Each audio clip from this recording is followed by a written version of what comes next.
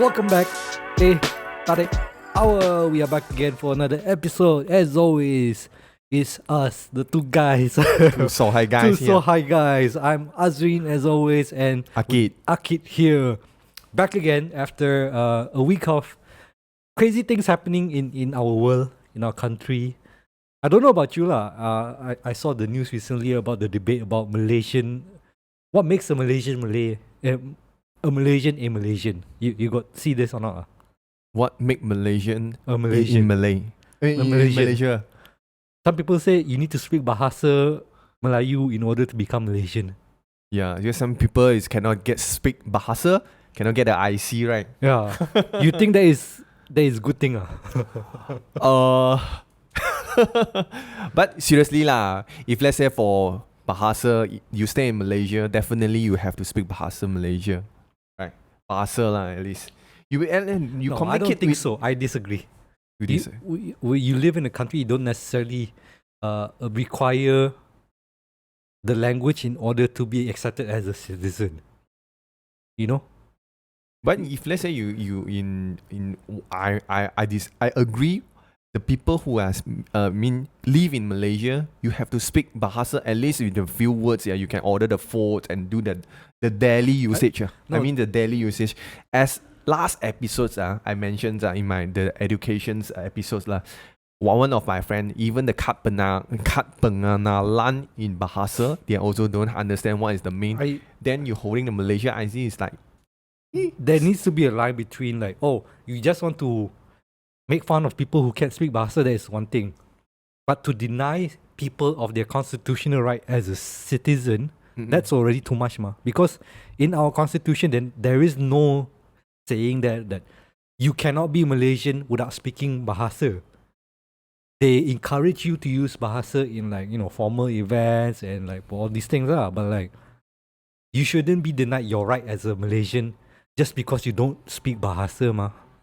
Yes, you can shame them lah. Oh, this guy this Chinese guy can't even speak any Bahasa. Oh, this Indian guy cannot speak Bahasa Melayu. Oh, this Malay guy only speak English, cannot speak Bahasa Melayu. Yes, you can make fun of them lah.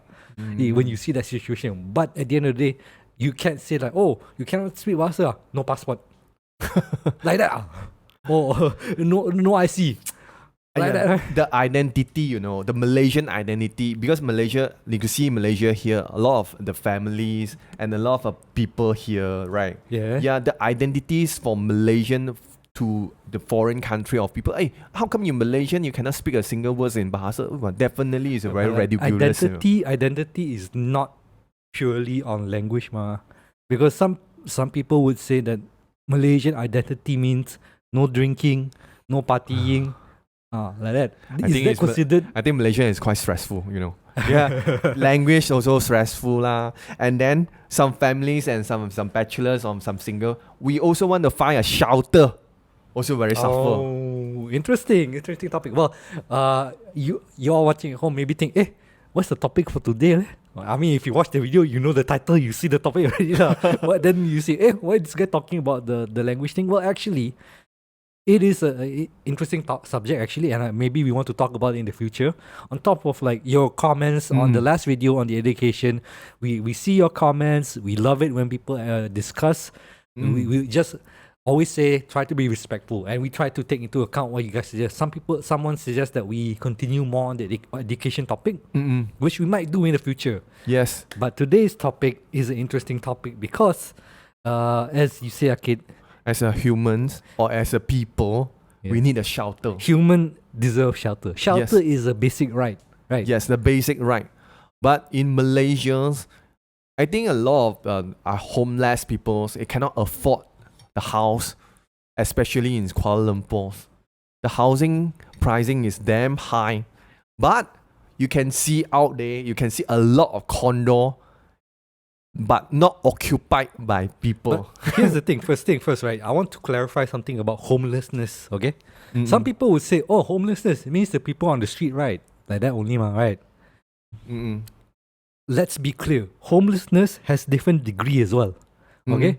When you see the person on the street, that is very homeless already. That is like the beggar. the bottom level already. Bottom level. there are different levels of homelessness, and we've seen a lot of it during pandemic when people couldn't afford to pay a rent, Mm-mm. right? And then what happened? The family live in a car.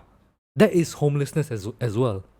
And then if you're a person staying with friends or family and then have to move constantly, Mm-mm. that is a form of homelessness as well. Mm-mm. And people don't see that as a homelessness, but it is a case lah. And to your what you say is that it's because people can't afford to have a shelter in Malaysia. Yes. But in Malaysia here, but I can say lah, we also very lucky people. We are in Malaysia, we living in Malaysia. We have a lot of varieties of housing. You can see we can have this called condominiums. You get condo We have a flats, and then we have these landed properties. We have double-story housings. I mean, so if let's say you are rich enough, and then we got the bungalow, samidis, or even the bigger land. Those is Mason. It's called Masons. The big house. the mansion. Mansions. Yes, mansions. Here's the thing I want to ask you. Is it worth to have all that choices but not being able to afford it? Yeah, this if Considering- let's say this is one. The other thing is affordable lah. Like, we have so many houses to choose from, but who can buy that? That one is considered the income. The affordable level. Yeah, but not just affordable, but also the people who monopolize the state of what is property. Like people buying it as investments rather than housing. Because you say, shelter is a right. It's a basic human necessity. So it should be treated as a commodity that everyone should have access to. Okay? But when you put it as an investment, then you put a barrier there, you put the wall there, right? Because then people will say, oh, I buy this thing as an investment, I want to make my money, right? Okay, we in Malaysia here, like the condominiums, we treat as like not like the basics needs in Malaysia. Some people not treat this as the basic needs. Honestly, They a lot of treat countries it don't as treat it a as a basic product. need also. Yeah, actually, a lot of countries treat it as You a product. call it product. Product lah. Yeah, condominium is some kind of like your investment product. vehicle, man. Asset, bro, asset. So you can see a lot of condominiums, especially in Kuala Lumpur. You can see a lot of condominium. Actually, the condominium is 1,000 square feet and selling you how much? 500,000 ringgit. Yeah, it's crazy to think. Crazy That is- pricing. But I need 100,000 is called middle income level. lah. yes, we see this 1,000. If let's say you want to go for some like Ipoh or outskirt, if let's say 1,000 square feet maybe no need to 500,000, maybe less than that. And because the people, the developer to make this condominium become luxury and then add in a lot of unnecessary facilities, then they sell in a high price and call it high risk condominiums. Then sell you in high price. Is your dream home. right? Dream house. But in home, the end, dream the what- maintenance is not good. And then after 3 years, the management and say, wow, they're going to change the management and whatever. Then make your condominium from 500,000, let's say 500,000, to drop to 250. But you still want to pay the loan in 500,000 to the bank. I mean, that is your intrinsic value of that property decrease because management not the good lah, all infrastructure all is this. not good. But the actual value of the property itself, you would hold still for 20 years, it would still appreciate lah, right? You imagine after 20 years or 30 years, the condominium, is it look good after 20 years or 10 years?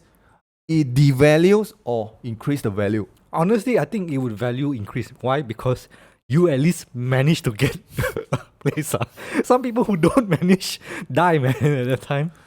But that is in a Malaysia perspective. And I do still think like, despite the current situation is for the Malaysian property, right? Like people not being able to afford houses, I think the situation is even worse when you compare it to Singapore private property. Now we're just purely talking private property for now, right? In Malaysia, we still have a high range of you can go super expensive million ringgits, or you can get affordable at 300,000, 200,000, which is crazy. That is the affordable private housing lah. In Singapore though, private property, regardless, is just expensive throughout, right? Okay. Private, we purely Okay, we private. talk about- Because I don't want, because HDB is an issue is a different topic, which we will talk later on. Right now, I just want to talk about private property in Singapore. Okay, private properties, because 80 or 90% is HDBs. I mean, mostly Singaporeans stay in HDB. Yes. But for the 10% and 50% in Singapore, we call it landed properties or condominiums in Singapore. Then it's fucking expensive. Damn. I can feel the It's, frustration there, you know. so 1 billion something, you just buy or whatever, the Sengkang or whatever the where like I places. wonder, you know, like do Singaporeans, a lot of like actual Singaporeans, do you think they will ever be able to feel a landed property, what it feels like to own a landed property, like a duplex or a semi-D or what? Okay, for Singaporean, especially my friends or some of these Singaporeans, they don't feel the property expenses, the expensive is painful because they have a subsidized because the HDB they are rare. Yeah, but again, you're talking from a person who has HDB, ma. HDB, but Okay. they want to convert to private. I think 10 people now, maybe 1 or 2 they will convert. Maybe they are rich, they want to convert. Okay lah, I can afford, then I afford the private properties. But this is in case I have the government to subsidize. I have enough HDB. I can move to the private properties. Basically, you collect all your HDB, put it all in a ball, sell it off, and that money you can use to buy a landed property. Private lah. I'm not saying landed lah. Private property. Private properties lah. But in the case of private property market in Singapore, right, it is unattainable at all unless you're super rich. Is it? Like, can say you are rich people, then you can afford the private properties. You have the choice. It's the people. I have a choice. If let's say I cannot afford the private, I can go for HDB. But I come back to Malaysia, there is more choices here, right? Our choices is lesser. Right? Eh? What you mean choices as in like? Not the choices for the poor people. Not that's the point there lah. not say poor people lah. You say the income is not enough lah. Maybe I can want to buy a housing. But in Malaysia, I only can choose for rental or rent the housing, and then if let's say I want the quality in the same time also. It's not say I want to stay with those bangla. Sorry, the foreigners, the foreigners, like the low cost housing. low cost housing lah. Because that's the thing, right? We our two countries, we have that different approach when it comes to property for shelter lah, right? Because Singapore decided 90% has to be subsidized government housing to ensure that everyone can afford a housing, but remain a small percentage for the elite rich lah. And when they are rich, they super rich lah. Whereas Malaysia, our like public housing, affordable housing is very low and very low quality. Let's be real, they're not great. But the private market for property is big. Which of these two do you think is like would be able to survive further for its shelter? Like which country does better in terms of like private housing in that sense? Like if I am a businessman, I see these two countries, where would I want to invest my money into? Okay, the first thing, I'm not doing any investment. I'm not the very pro investor. Honestly, none of us are investor lah. We can't afford also. But for housing issues, for housing, you settle your shelters. I still believe Malaysia is a better place for get your shelter. Really? Yes, absolutely. These are absolutely the Malaysia here is more easy for you guys to get a shelter, especially Malaysian. You think Malaysia has it better to better accessibility for buying houses? Now we're probably talking privatizing housing. Okay, buying houses is, let's say you got the money to buying a houses, or this is one thing you can do because you have many choices in Malaysia. I can stay in the flats, I can stay in the condominiums, I can stay in the housing double story. I have the choice. If let's say today I got the 2,000 ringgit for my rental cost or accommodations. I have this 2,000. I can do the select. I mean, I got more options. But in Singapore, I got 2,000 or 3,000, even $2,000. What can I do in this $2,000? I only can stay HDB. I no choice in stay in the private condominiums. If let's say I want to stay in private, no matter it's rent or you buy lah, it's very hard for me to stay in Singapore because the expensive is there's not much options there lah. Not much option. But here's the thing that I need you to consider. You look at the approach of, well, I have 2,000, right? Then I have this ability to choose. What if you have no 1,000, 0,000, or maybe you have like below the 2,000. Maybe you have 1,000 only. But 1,000, okay, 1,000 ringgit. If let's say 1,000 ringgit, you still can look for the shelter. Maybe you'll rent a room or some things. This is a rent a room or some things. But in Singapore, if let's say you're $1,000, same thing also. You just rent a room in HDB. But if let's say you compare with the rank the people's lah. But in 1,000, you stay in the condominium. You still got you stay in the room lah. You still Look nicer, is it? Look nicer, enjoy the facility. Even if the facility is suck, but you still enjoy. Maybe there's a stupid gym or stupid swimming pool. You still got the enjoyment. But if let's say in $1,000 you stay in HDB, you only got the one lift, and then some more you are sharing the room with someone. In Malaysia also same thing like sharing the house with someone. You rent a room, but you cannot enjoy anything. You just stay in the HDB. But if let's say for buying a property for Malaysians or Singapore, the HDB and this we call it the Rumah WIP or something, the subsidized from government. Of course, Singapore, the HDB, it do better than Malaysia. Well, okay, let's not jump there first. Yeah, let's just focus first on private property first. Okay, because like it is an interesting topic that you bring up because like yes, if you have like 2,000 ringgit for housing, you have a lot of choices in Malaysia lah, right? But I do feel like that choice is becoming lesser and lesser as we move more. No. You don't think? I don't think. Because you see, you in Malaysia, you 2,000, I cannot afford in Kuala Lumpur. I can go for Ipoh. I can go for some other places. If whether is got the housing, I can rent a flat. Maybe I rent a flat or the flats in somewhere in Kuantan or Ipoh. Maybe cost you 800 ringgit or 700 ringgit. I still can get cheaper the accommodation to stay, to live. But you're not considering the other added costs to that. If you buy, let's say you choose to live in Kuantan, but your work is in KL. Yeah. Does that not add to the cost still? We sort out, if let's say for shelter, we just a shelter lah. Like if you living because of living ma, I can do the choices. If let's say you're in Singapore, I only I don't like Sengkang. I only can move to Woodland. The same. The pricing is still same. Yeah, but the cost of a rental is same. The distance between there is still within that small state. You don't have to worry the distance there lah. But if let's say you don't want to, if let's say you cannot afford in Singapore, right? You only cannot afford in Singapore, then you move out from Singapore. But in Malaysia, you cannot afford in Kuala Lumpur. You still got state to choose. Or I mean, we do have that state, but like the cost of that is that yes, again, if you work in KL. And then you stay in what? Terengganu? Not that one not make sense. Or again, well, we can go out. Like UKL, you stay in Shah Alam. There is still that additional cost of you living that far and traveling for work, right? Yes, this one is I think this one is more like we cannot compare what we like this now because you live in Shah Alam, you have the expenses. If let's say you look for the Shah Alam job there, then that one is more convenient for you lah. Yeah, but then again, maybe you might not get that 2,000 there.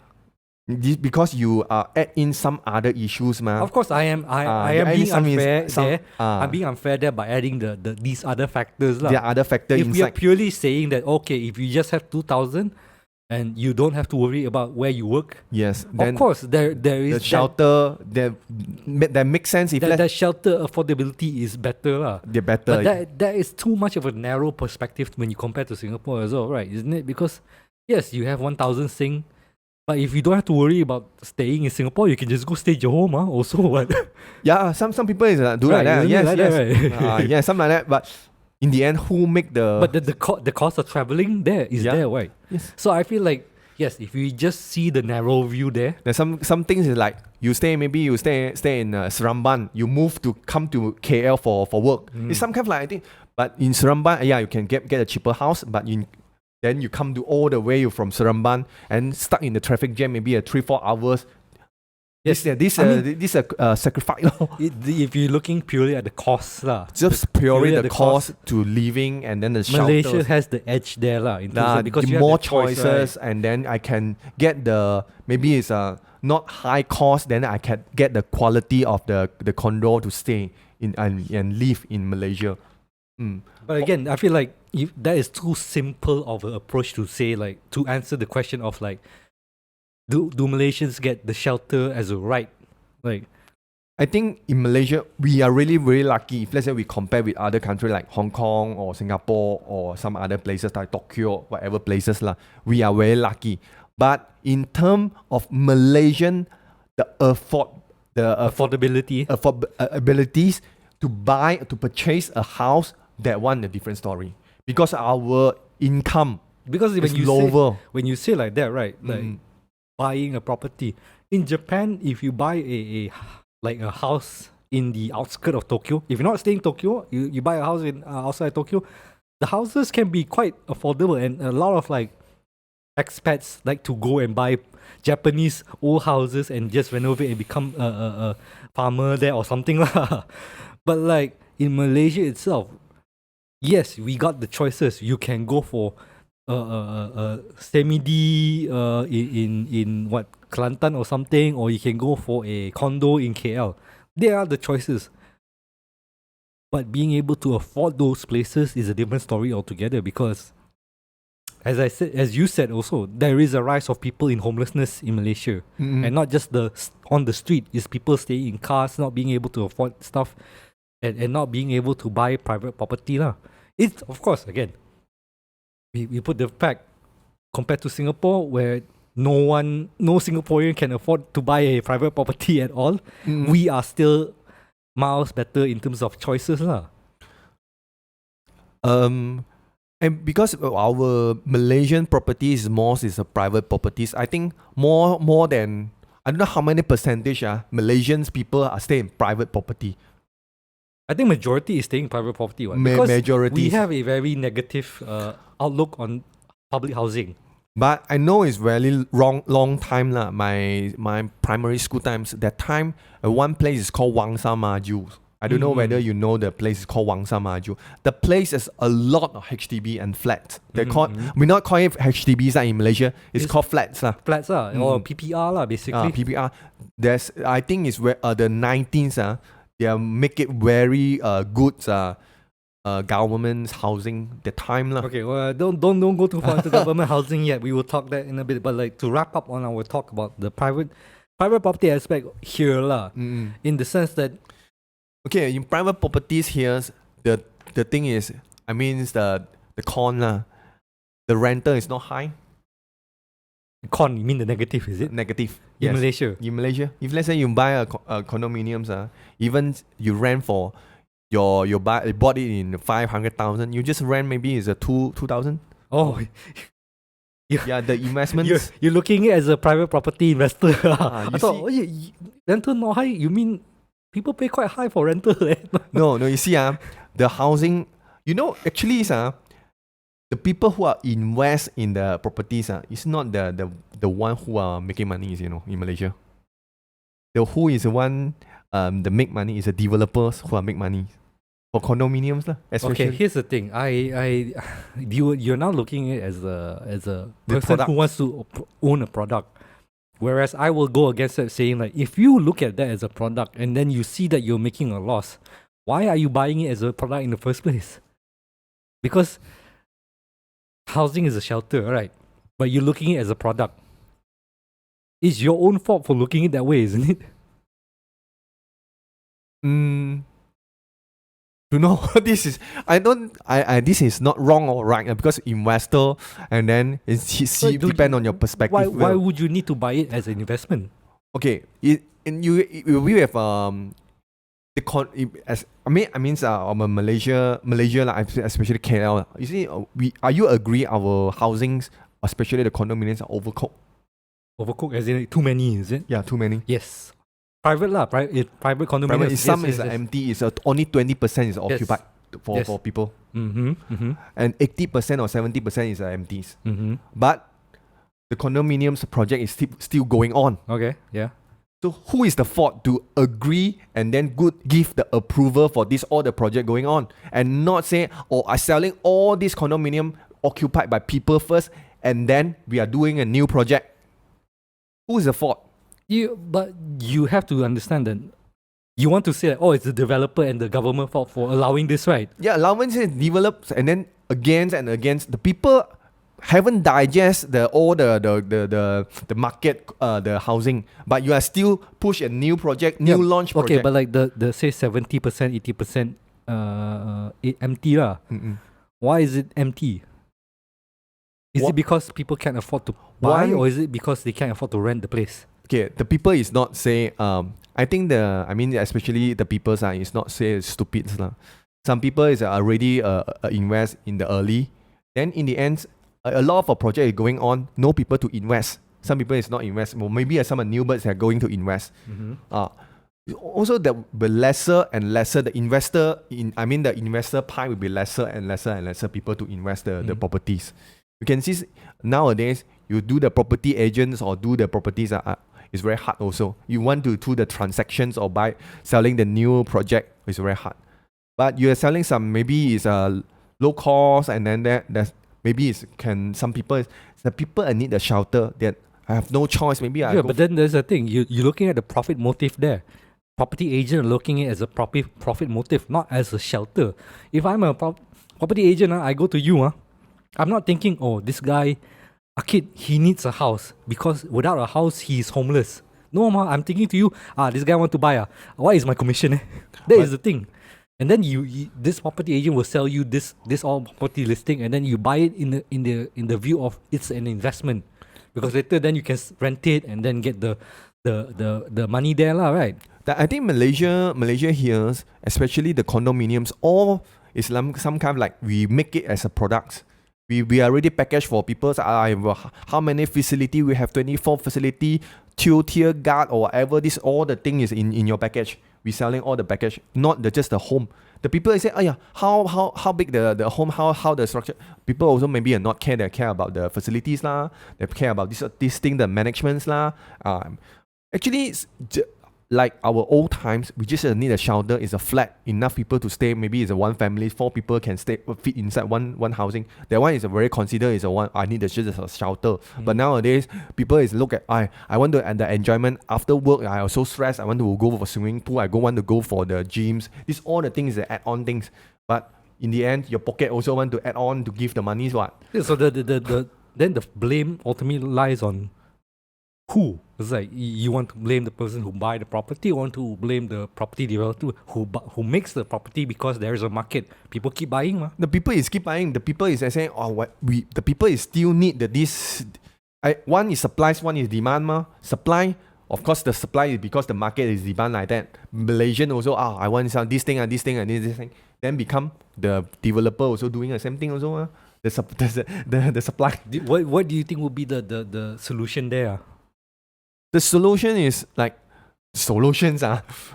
Because personally for me, I think when you make it such a profit-driven motive for properties, for housing, it's become unattainable to this point where 70-80% is empty. I think like we should just eliminate a lot of those private property and make them into public property. I think government should come in to make a restriction for the private developers. No, I don't think it's just private developers. It's also for buyers as well. If you want to buy a property, if you're buying it for an investment, it has to be a very expensive investment for you, right? So that you don't take advantage of like, I'm Azreen, I want to buy this condo, but I cannot afford to buy this condo because somebody else bought it already. Like when the property is developing, let's say a new project comes up, early bird that time is 300,000. Okay, I cannot afford 300,000 at the time, so I wait until it finished develop. Maybe after a few years I get better salary, then I can afford lah. But by the time it finished, since most people already bought, oh, what the hell is this? I don't know what happened there, but we get a good thumbs up there. Another good thumbs up. How you make it? I don't know. any case, okay. Initially it was 300,000. I couldn't afford 300,000. Okay, but somebody else did. Ah Kit, you bought that 300,000. Okay, few years the project finished. I want to buy the property now, but now the property cost is 500,000 because value increased, right? Yes, correct. So at that time, I cannot afford. So what can I do? I can only rent lah. This Right. is okay. But you already bought the 300,000 and you already profited. But then if I cannot afford to rent your place, then you also lost there, right? Okay, this is we have two factors here. One is the factors. This is the market. It's very crucial. It's a market. It's a property market. First come, maybe you can get the early birds. I can get the cheaper price. Okay, this is a crucial. This is a Yeah, but crucial. not everyone can afford the cheaper price. Yeah, this is even the then, world. This is a is that crucial even world, bro. is that even cheap? 300,000. Okay, this is a crucial word. This is a crucial because this is a market, ma. Like we cannot control the market. People who are buying is like a stock market. I buy the low price and I sell in the high price. It's like me buying a share. Yeah, but this is already unfair, isn't it? You already You give don't treat it as unfair or fair. This is the rule of the game. okay. This is one factor. This is normal. Everywhere also same. Even US or wherever place. But the second factor, the government. Actually, if government as a player here, he can do something, right? If let's say the market is like that, wow, a crazy high, I set a regulation. 10 years, listen like some say it's now a condos, 5 years or 10 years, you cannot immediately you sell your properties. Or 20 years. Or you cannot own maybe 5 properties or 2 properties. One people cannot own more than 3 properties in Malaysia. This kind of regulation, the government have think of to how to do the restriction for the people. And not let the people who are purchased as like a product for people, government play a very important role in the property market. Of course, there needs to be a good balance there, lah. Yes. Because I prefer for everything to be subsidized and public housing and regulation, lah. Because that is the only way that you can ensure that everyone can get shelter. Yep. Of course, then people will say, "Oh, this a bit like China communist a bit, lah." I think we want to do one comparisons, the HDBs, Singapore HDB, and the Malaysia subsidized housing. Because Malaysia subsidized housing is not just a flat, it get a double story or single story in some outskirts, Okay, but that's a good topic, and we will do that on the second part of this this topic, lah. Because we've gone over 30 minutes, and we're trying something new here.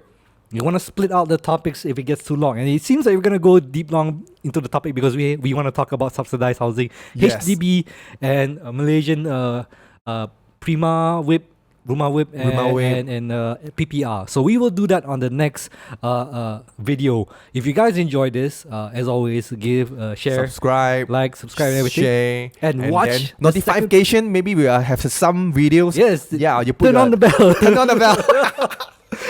and keep an eye out on the second part of this discussion. Until then, thanks for watching for this part. We'll see you on the next one. Goodbye.